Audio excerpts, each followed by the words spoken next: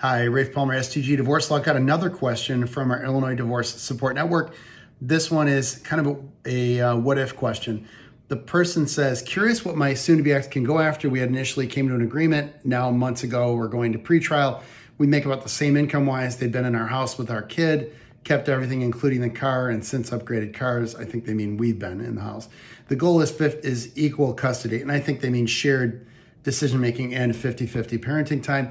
I'd like to move out from this, get myself a place to live, have a space for my kid and myself when I have them, but I'm worried my soon-to-be ex is going to try to ask for more from me. Also, do expenses and debts incurred outside the child fall onto me during this whole process? Thank you for the question. This is, I'm going to give you the best approximation I can, not knowing all the details.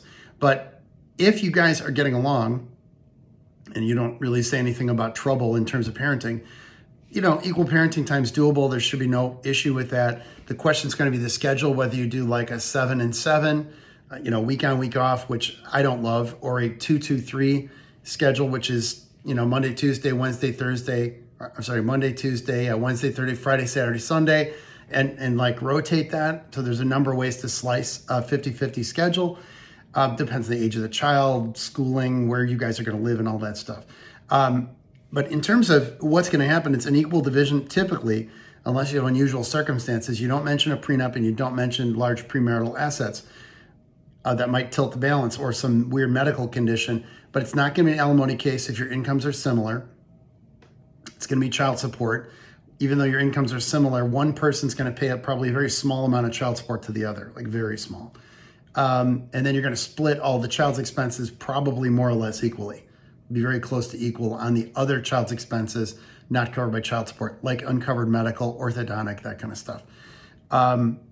Expenses and debts incurred outside the child fall onto me during the process. Well, all the debts and expenses you both incur during the divorce case are marital debts and is subject to equal division theoretically.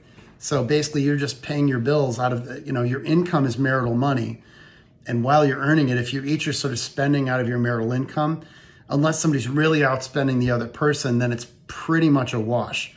So that's really what you can expect. Dividing the assets equally, you're probably each going to get a car.